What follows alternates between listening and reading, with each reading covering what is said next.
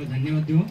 देवमाने बायडेताईची अशी साक्ष मोठी आहे की ती गाजन कॉलनीच्या हॉस्पिटलमध्ये होती तेव्हा तिची गॅरंटी जवळजवळ नव्हतीच. तर पास्टरने अगोदरच आम्हाला म्हटलं होतं की ते हॉस्पिटल चांगलं आहे का.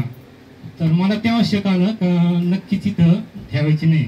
देवाने कार्य केलं, तिला गाजन कॉलनीमधून त्या हॉस्पिटलमधून हलवलं आणि मग आम्ही त्या ॲपेक्सला घेऊन गेलो.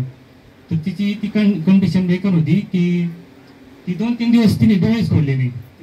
3 दिवस एकदम. आणि तिची क्रिया चालूच होती, हातपाय मारायची समोरच्या माणसाला आणि बोलत नव्हती, डोळे बंद होते एकदम. आता आम्हाला एकदम अशी भीती वाटायची. म्हटलं आता काय होतं नाही का पेशंटचं, नाही का थोडं विश्वास असेल तरी तर हे होतं. मग आम्ही पास्टरांना सांगितलं, मग त्यांनी प्रेयर केली आणि मग दुसऱ्या दिवशी परत आम्हाला तिची म्हणजे परिस्थिती अशी बदललीच नाही. असं मग आम्हाला वाटलं का बाबाला आम्हाला वाटलं का इथून हलवायचं हिला.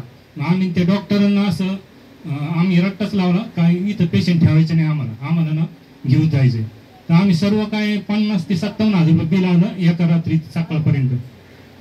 तर आम्ही सकाळी मग लगेच 9-9:30ला मी इथून गेलोच होतो तर अन्नाची गाडी घेऊन. आणि मग आम्ही लगेच ॲम्ब्युलन्स बोलवली.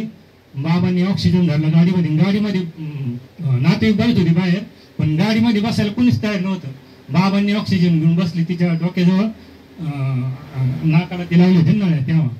आणि मग तिच्या जे घाटाखालचे नातेवाईक होते ते कोणीच बसना, मी होतो. सगळे माझ्याकडे बघायला लागले.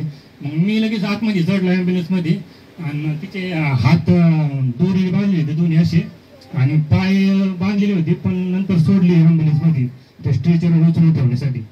तर मग मी पण बसलो ॲम्ब्युलन्समध्ये. मग तिचे हात आणि पाय असे दाबून धरली. तर ती तरी सुद्धा असे डोळे वळताच अशी मारायची असं माणसाला, नाही का, आणि पडण अशी वाटायची. तर मी तिला भावाप्रमाणे असं एकदम पोटावर असे हात असे दाबून ठेवले जोरात, तिला असं हालचाल करून नव्हतं देत. प्रथम देवाला धन्यवाद देते की आमच्या बाळात ते ना त्यांचं दुखत होतं नाही का हॉस्पिटलमध्ये, म्हणजे घरी तर माझ्या डॉक्टर नेलं होतं तर त्यांचा श्वासाचा रोखलेला होता, त्यांच्या तोंडाला फेस आलेलं होतं. मला माहित नव्हतं. नाना मला सांगितलं घरी आणि तेव्हा मी हॉस्पिटलमध्ये गेले ना तेव्हा ते एक अंगावर होतं नाही का, त्याच्या तोंडातून असं फेस आलेलं होतं. म्हणजे त्या डॉक्टरला मी विचारलं की काय चाललंय, नाही म्हणजे काय झालं आमच्या पेशंटला.